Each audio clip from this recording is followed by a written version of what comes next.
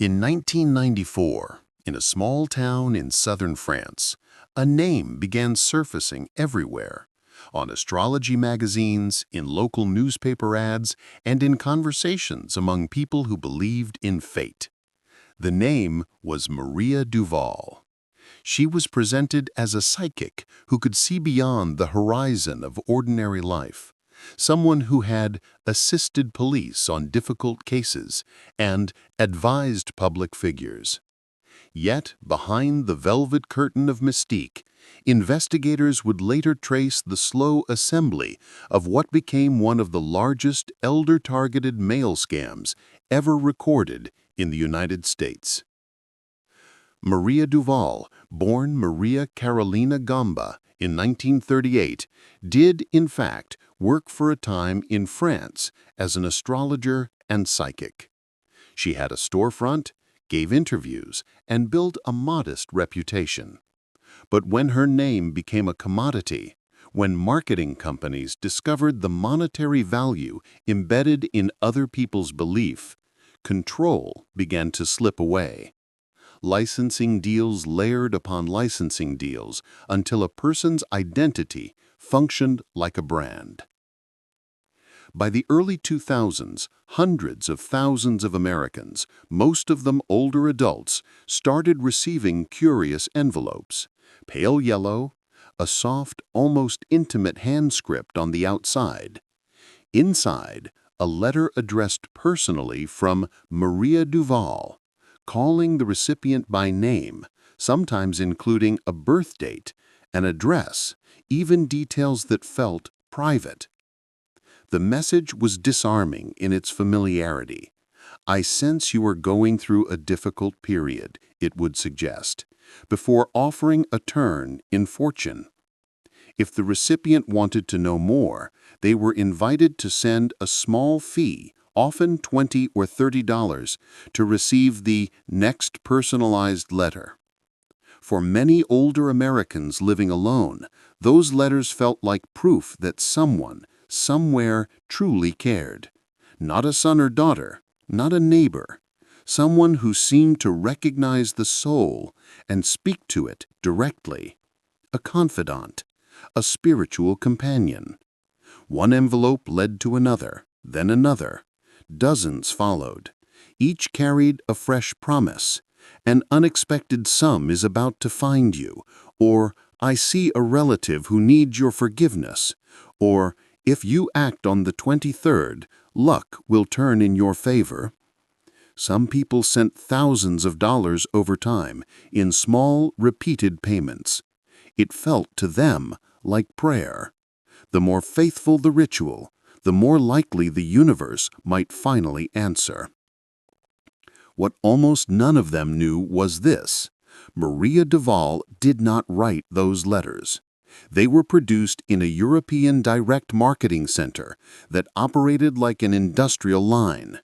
Staff used data analysis tools to sift through mass consumer lists flagged as highly influential, primarily older adults living alone with a history of donating by mail or ordering through catalogs.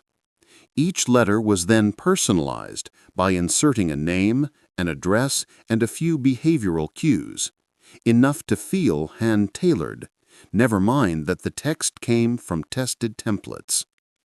By 2006, Maria Duval letters were circulating in more than 20 countries, including the United States, Canada, Australia, and Japan. Estimated revenue reached roughly $200 million, much of it from the U.S. market. When complaints reached the U.S. Postal Inspection Service, the investigators encountered something unusual. Many of the people who had paid in did not consider themselves victims. "She got a few things right about me," a 73-year-old woman in Kansas wrote. "I know it might be marketing, but it warmed my heart." That mixture, emotion braided with belief, helped the operation endure for years before authorities could intervene effectively. By 2014, as investigators followed the money, they concluded that the real Maria Duval had become largely a symbol. She lived quietly in southern France and appeared to have little control over any ongoing operations. Her name had been licensed, resold, and repackaged across a web of cross-border marketing entities stretching from France to Switzerland, Canada, and the United States. The system acquired a name of its own, the Psychic Mail Network, described by investigators as one of the most sophisticated elder-targeted schemes they had seen. In 2016, the Federal Trade Commission and the U.S. Postal Inspection Service moved in tandem. Authorities seized millions of unsent letters and a database containing more than 1.4 million prospective targets. Some entries belonged to people who had already passed away, yet the letters kept arriving, as if Maria Duval still spoke to their lingering spirits. One postal inspector later recalled, "Opening those mail crates felt like opening the memory of an entire generation. Some people had sent hundreds of letters, hundreds of hopes, and received nothing but promises in return." In May 2018, U.S. officials announced a nationwide shutdown of the operation's activities within the United States. Companies linked to the network were ordered to return millions of dollars. The real Maria Duval, the woman whose name had become an emblem for an empire of belief, was not criminally charged. When reporters reached her home, they found an elderly, confused woman living with her son, saying she had never deceived anyone. The rest of the story remains opaque. The data lists, the subsidiaries, the money flows that threaded through multiple jurisdictions, much of that still lies in the gray zones of the direct marketing underground. And a final question continues to echo. Was Maria Duval a fraudster, or a symbol conscripted by a system that learned how to monetize belief itself? The letters that looked as if they were written by a solitary woman under candlelight with a tarot deck at her elbow were, in reality, manufactured inside an industrial machine, one that printed emotions by the thousands in black ink on white paper. The first strong lead surfaced in 2014 when Eric Shen, a veteran U.S. postal inspector with 2 decades of experience in mail fraud cases, noticed a recurring pattern. The envelopes seemed to come from different companies, but the letters inside shared the same architecture: a warm, intimate opening, a middle section designed to kindle belief, and a closing promise of imminent luck, paired with a request for cash or a small check. All were signed Maria Duval. Shen first met them in bulk, hundreds of returned envelopes, nearly identical except for the recipient's name. Many had been routed from a single European hub. The deeper his team looked, the more the web took shape around an Eastern entity named Astroforce. On paper, Astroforce offered direct mail services. Bank records, however, showed millions of dollars flowing in from the United States, Canada, and Australia, mostly in sub-$50 payments associated with the Maria Duval campaign. There was also a contract trail. Years earlier in France, Maria Duval had licensed her name and image for astrological products. Across multiple handoffs and resales, the brand became a global brand asset. According to relatives, she received a modest royalty and had little involvement after 1995. The brand, however, continued, no longer just in ads, but in millions of personalized letters.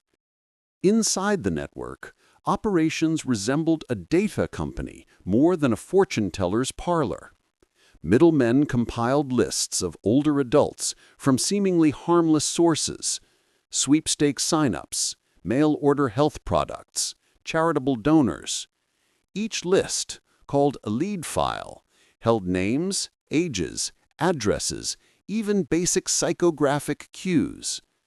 Lead brokers sold these records from 10 cents to 25 cents per person. From each lead, the network could extract hundreds or thousands of dollars over time. Editors in Geneva drafted master templates and A/B tested lines with lab precision. If we write, "I sense your loneliness," response sits around 3.2%. If we say, "I know you lost someone you still can't let go," it rises to 4.9%. A single percentage point meant millions in revenue. The production line then moved at scale, letters printed by laser, sprinkled with simulated blue handwriting for intimacy, and mailed from hubs in the Netherlands, Canada, or Hong Kong, depending on the target's location, just enough distance to avoid suspicion. It was automatic, silent, and beyond the reach of any one person, even the real Maria Duval. When a reporter from the New York Times interviewed Louise Patterson, 81, in Florida, she produced a ribbon-tied box filled with letters. Each began, "My dear Louise," and ended with "Maria D." "She understands me better than my own daughter. She knows what I'm going through." Asked how much she had sent, she guessed a few hundred. Bank records later showed about $8,000 over 3 years. Confronted with a letter identical to hers except for the name, she fell quiet, then whispered, "I don't think she would do that. Maybe someone impersonated her."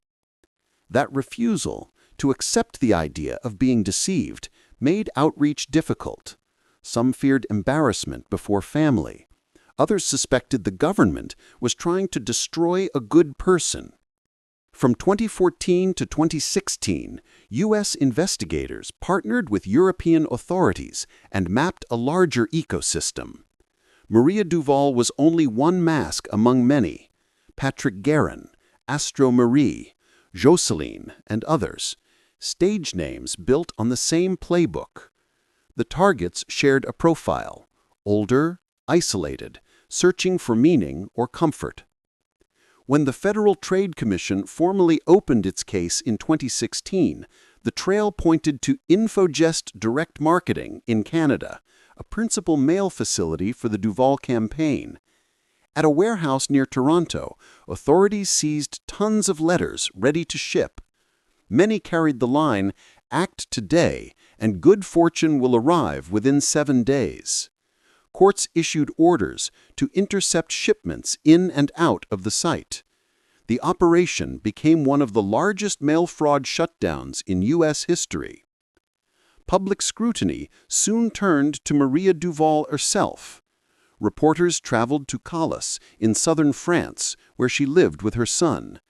They found an elderly woman, soft-spoken and distant. "I never deceived anyone. I sold my name. They promised to help people find joy." Her son, Philippe, added, "He did sign a contract, but he didn't know what they would do with it." Records suggest Maria received around $200,000 from early licensing, against an estimated $200 million collected across the system. For investigators, it became a study in the commercialization of belief. Once a human name turns brand, it can be deployed towards purposes the person never intended.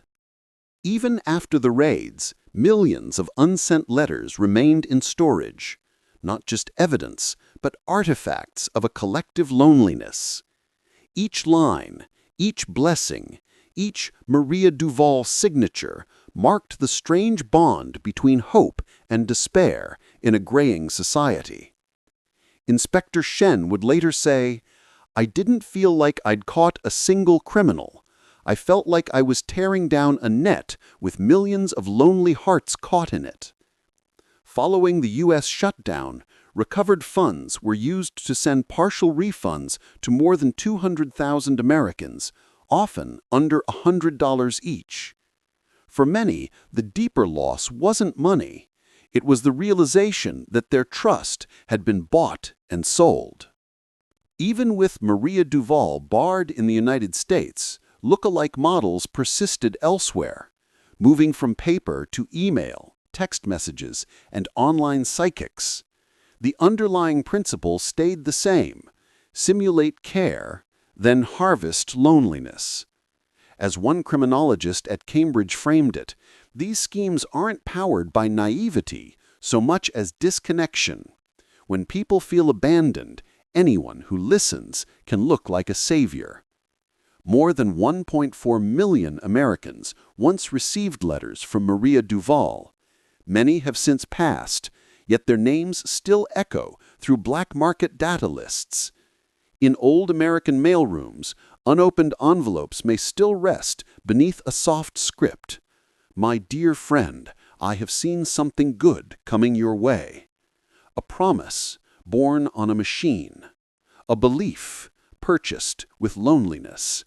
And a question still unanswered. Can we stop those who traffic in trust when all of us still need to be trusted? A light rain was falling when Eric Shen stepped out of the Federal Post Office building in Arlington, Virginia. He had tracked the Maria Duval case for more than a year, and the folders on his desk only grew thicker. Thousands of letters, hundreds of bank slips, copy after copy of checks, almost all signed with the same soft flourish, Maria D. "We weren't investigating a single person," Shen would say later. "We were following the footprints of an entire belief system." The U.S. Postal Inspection Service launched its formal probe in 2014, though signs of the operation had appeared nearly a decade earlier. Psychic letters were not new in America. Since the 1970s, similar campaigns had surfaced, mostly small scale. Maria Duval was different. Victims appeared across the map: New Jersey to Oregon, rural Kansas to retirement homes in Florida.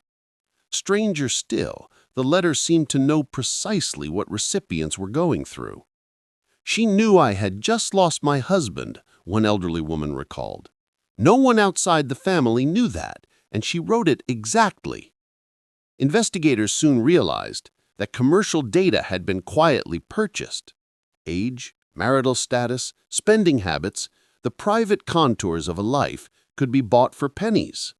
For older adults, it meant the world around them could read their grief and profit from it. Shen's team counted 12, including financial analysts, data specialists, and 2 retired postal veterans. They nicknamed the case Operation Cash for Karma. In a summer meeting in 2015, they filled a whiteboard on the 3rd floor. At the center, a calm, blue-robed woman with blonde hair, Maria Duval. From her portrait, lines fanned out to Astroforce, Destiny Research Center, Infogest Marketing, Psychic Publishing, each a piece of the larger apparatus. "We realized every company was just a gear in a well-hidden machine," Shen said. Money moved through banks in Luxembourg, Switzerland, and Canada. A full loop, from an American senior's envelope to an offshore account, could clear in days. Digging deeper, the team found that few insiders believed they were committing crimes. Many framed it as lawful direct marketing. A former Geneva employee, interviewed anonymously, put it this way: "We didn't force anyone. They mailed the money themselves. We sold hope, and there's no law against hope." In March 2016, a tip led investigators to a warehouse on the outskirts of Toronto. With Canadian authorities, Shen's team executed a raid. Inside, the smell of paper dust and ink, automated inserters churning, cartons stacked floor to ceiling. On one wall hung a poster of Maria Duval's face above the line, "Let me guide you toward happiness." A young employee, caught checking envelopes, looked stunned. "I thought this was a legitimate European campaign. We just send mail. We don't know the recipients." Authorities seized more than 4.5 million letters. each valued at roughly $20 if answered. The potential losses averted approached $90 million. Financial trails from the warehouse pointed to a small office in Geneva, where licensing deals for the Maria Duval name had been signed and re-signed through layers of paper entities. In October 2016, Canadian journalist Danielle Ferguson traveled to France to meet the real Maria Duval. The house sat in quiet Colossus, pale yellow walls, lavender in bloom. A small, light-eyed elderly woman opened the door. "Are you Maria Duval?" Ferguson asked. She smiled gently. "I used to be. Now I'm just Maria." She said she had practiced as a psychic, once assisting police on a missing person case in the 1980s. Her reputation grew, and a marketing firm approached, promising to bring light to the world. "At first they put my name on leaflets. Then I no longer understood what they were doing. They sent letters everywhere. I didn't write them. I didn't sign them. They told me this was my calling." When asked about the millions the network collected, she fell silent for a long moment. "If they used my name to deceive people, then I'm sorry. But I didn't own it anymore. They took my soul away." Ferguson never forgot that sentence. It stirred public outrage across parts of Europe. For investigators, it remained insufficient to prosecute. There was no evidence of direct participation. When the FTC finalized its 2018 report, it counted over 1.3 million U.S. victims and nearly $200 million in estimated losses. The oldest identified victim was 98, the youngest 54. Most lived alone, had a history of charitable giving, or belonged to male-based religious clubs, profiles that researchers coldly called social vulnerability. They weren't fooled by greed. They were hungry to hear that they still mattered, said a consulting psychologist. The U.S. campaign officially ended in 2018. Astroforce, Infogest, and other linked entities were ordered to return funds. Yet no senior executives faced criminal prosecution. It was filed under fraud without a face. No single defendant to convict. No courtroom drama. No handcuffs. Just binders of paper and thousands of people who no longer wished to revisit what had happened. At the final press briefing, Shen said, "We didn't just close a case. We ended a nightmare more than 2 decades long." Then he glanced at the recorder and added, "And yet I know dozens of similar schemes are still running. They've just changed their names." The story of Maria Duval spread across journalism schools and criminology departments. Ad agencies dissected it as extreme personalization. Ethicists called it the dark edge of marketing. At a Harvard event in 2019, Ferguson remarked, "We imagine criminals as people with guns and masks. Some commit crimes with words, and they leave wounds that cut deeper." Maria Duval, the person, died quietly in 2020, with no public funeral or will. European outlets ran brief notices. The woman once known as a global psychic has died at 82. But what bore her name did not die. Across the internet, hundreds of sites still sell online tarot readings under Maria Duval Spiritual Services, some using her AI-touched image to appear younger. The name Maria Duval is no longer a person. It is a commercial emblem of belief, bought, sold, cloned, and endlessly reborn. Eric Shen retired in 2021. On his old desk sits a photo from the Toronto warehouse, mountains of envelopes stacked like dunes. He sometimes dreams he's back in that sea of paper, searching for the very first letter. No one knows who wrote it. Perhaps a nameless marketer. Perhaps Maria, long ago when she still believed she could help with light. The case is closed. The haunting is not. Shen understands that what was stolen wasn't only money, it was trust. In a world where technology can replicate voices, faces, and even emotion, new versions of Maria Duval are already being born. And somewhere, in a quiet house, an older man or woman opens an envelope or a message and believes they have received a prophecy meant just for them, a prophecy written by an unseen hand, a belief planted by loneliness itself. 3 years after Maria Duval's death, a retired Eric Shen opened an unusual email. The subject line read, "I am Maria. I have returned to help those in pain." It came from an address ending in @duval-psychic.ai, signed with a digital signature and a soft, rejuvenated portrait. Maria Duval, but made new. Shen clicked the link. A sleek website loaded. A gentle voice greeted him. "Hello, I'm Maria Duval. I know you carry a worry within you. Tell me, and I can help." Shen shut the laptop. His heart pounded. He understood what it meant. Maria Duval had returned, not in flesh, but in data. Beginning in 2021, an FTC cyber team documented a rising pattern: AI spiritual scams.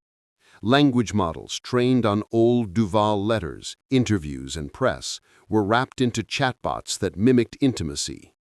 "They can sound human," one specialist said.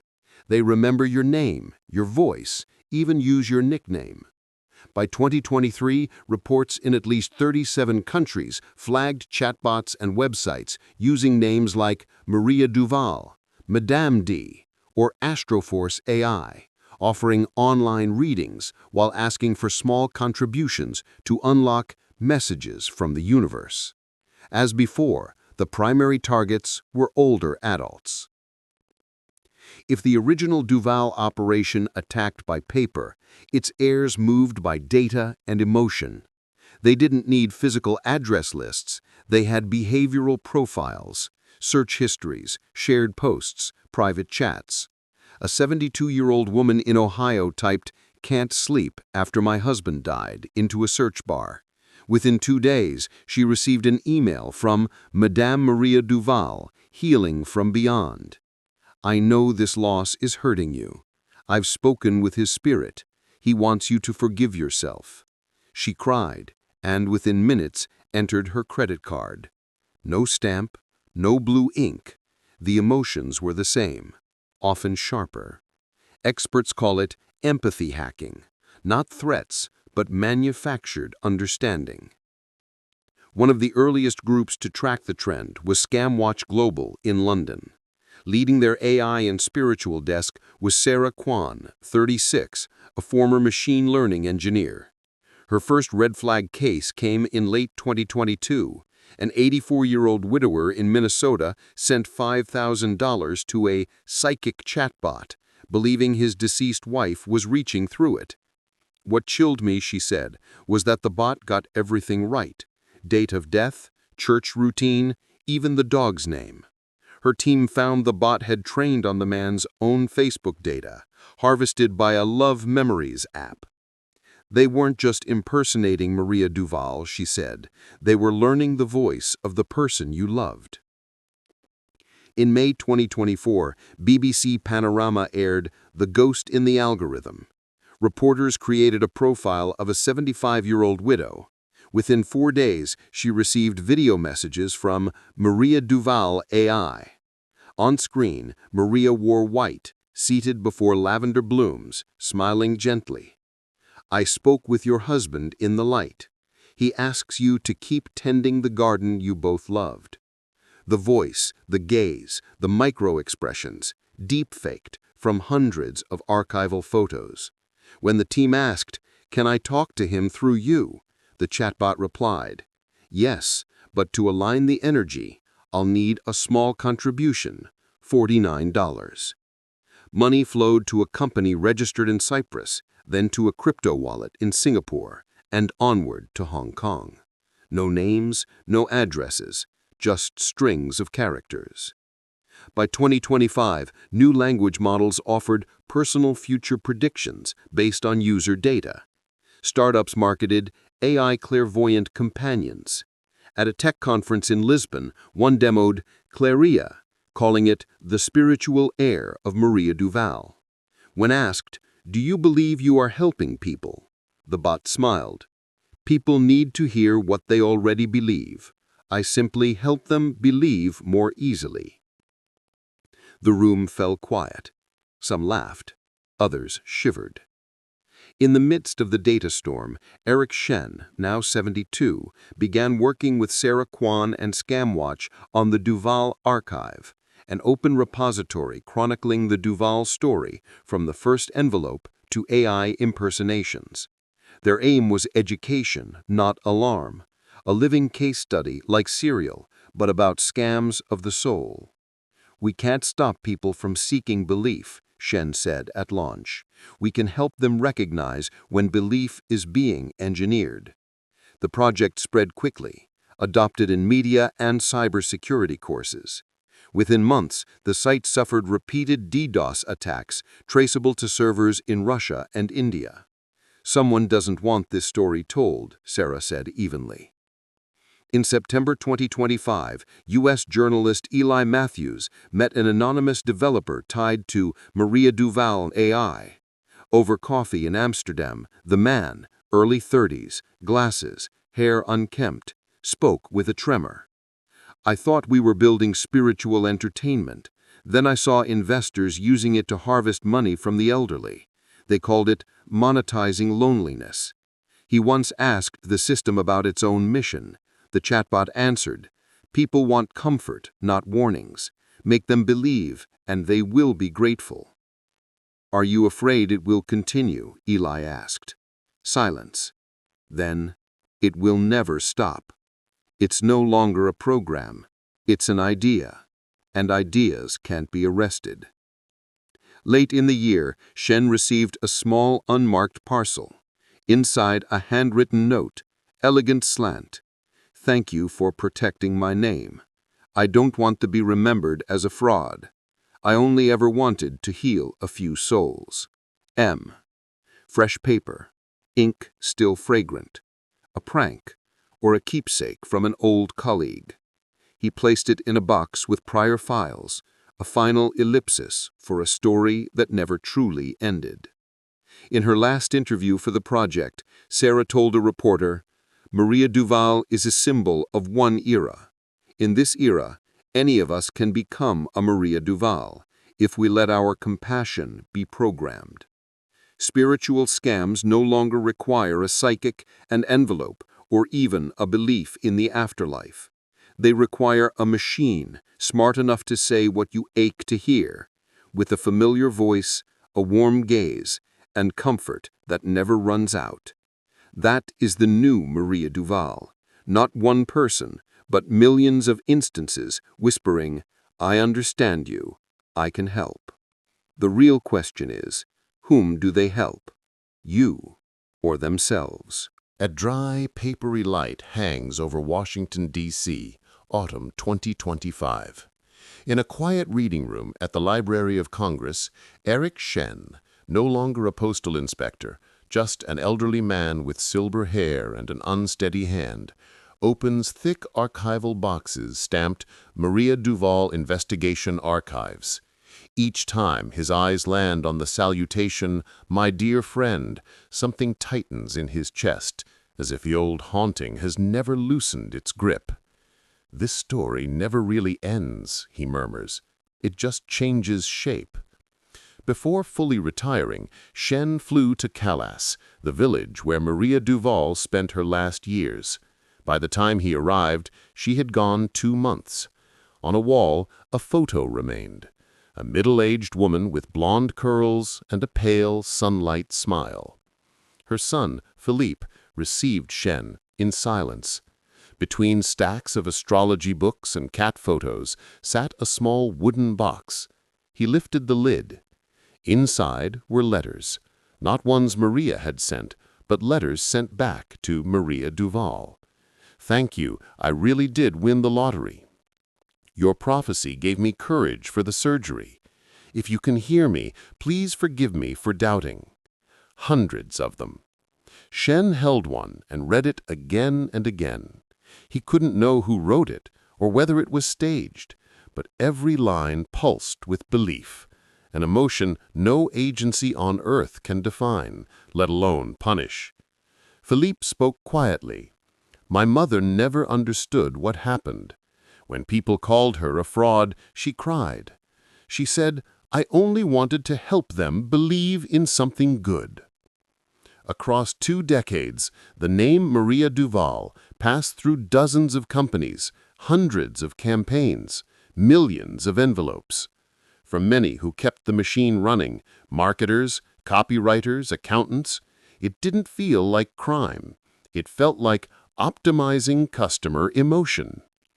Among the documents the FTC collected was a 2007 Astroforce manual titled Emotional Targeting Framework: How to Sell Hope. It stated, in plain language, our goal isn't to make them believe in astrology, it's to make them feel heard. When emotion connects, they will pay, not for a promise, but for the feeling of being cared for. Commercially, it worked. Humanly, it was a 21st century extraction, not of money alone, but of loneliness. By 2016, the Duval network had mailed over 60 million letters in the U.S., with estimated losses above $200 million. Shen, however, was troubled by a different arithmetic. We can refund money. Who refunds trust? In the recovered records were small, chilling fragments. An 89-year-old in Arizona who tucked a photo of her cat into each reply. A veteran who wrote, "Thank you for listening," even if it's just by mail. A widow in Maine who enclosed a letter her husband sent from the front in 1944 and added, "You will understand what I mean." No one wrote back. Only the system did. Impersonal, repetitive, tireless. After the AI-branded Maria Duval clones drew scrutiny, several European AI firms publicly apologized for downstream misuse. A group of young engineers launched Soul Shield, repurposing deep learning to detect and interrupt emotion-exploiting chatbots. At the launch, co-founder Sarah Kwan said, "We taught machines to simulate care. Now we teach them to protect." The app flags language engineered to press on grief and loss. In 6 months, SoulShield helped over 12,000 older Americans recognize and disengage from manipulative bots. It's small, Sarah said, but at least we're giving people back the right to doubt. Another arm of the Duval archive recorded interviews with old victims, this time capturing voice, gaze, and change over the years. Louise Patterson, now 87, sat in a modest Florida apartment, kind-faced. On her wall hung a framed Maria Duval letter. "Do you hate Maria Duval?" Shen asked. She smiled and shook her head. "No, I think, whoever she was, she gave me something no one else did. The sense that someone was thinking of me." Shen sat in long silence. Perhaps beneath every fraud, there aren't just villains and victims. There are 2 lonely souls trying to find each other in a world too loud to hear them. On the night before the Duval archive went public, Shen dreamed of a room of letters, millions of white envelopes. He opened them one by one. Inside, no prophecies, only a voice. "I understand your loneliness. You need someone to believe you, don't you?" He woke with a hammering heart. Maybe he realized he too had been captured by the very force he'd fought, belief, the belief he could save others from hurt. At 72, he began to see it differently. People don't need rescue from belief. They need to learn to believe in healthier ways. In October 2025, Shen and Sarah spoke at the International Conference on Media and Tech Ethics in Geneva, the very city where Astroforce once kept an office. Holding the first seized envelope, pale yellow, blue, Maria D. signature, Shen said, "Technology didn't invent fraud. It amplified what already lives in us: fear, loneliness, and the hunger to hear something kind. If we want to stop tomorrow's Maria Duvals, we can't just legislate. We must teach people to tell comfort from manipulation. The hall went quiet. Then applause rose. Slow, measured, like a shared understanding taking form. A year later, the Duval archive was fully digitized and open to the public. Students, researchers, and former victims could browse the journey from the first envelope to deepfake videos. On the homepage, in Shen's own hand, not to condemn, but to remember. At the same time, SoulShield shipped an update. AI could now detect voice deepfakes in live calls and warn users in real time. Somewhere in the city, an elderly woman, hands trembling over a payment form, felt her phone vibrate. You may be speaking with a manipulative chatbot. She paused, looked at a photo of her late husband, and smiled faintly. A small moment, but a genuine victory.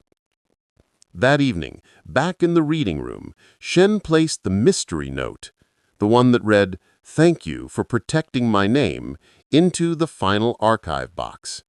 Rain ticked softly outside. Maria, if you are anywhere, I hope you are at peace. Out on the internet, chatbots bearing her name may still whisper to someone who is alone. But at least now there are others, Shen, Sarah, and hundreds of unnamed investigators ready to answer, "No, that isn't Maria. It's the echo of belief. And we are here to truly listen." The screen goes dark. A long chapter closes. No one knows whether belief can be redeemed, but at least it has been told. And sometimes to be told is already a form of forgiveness.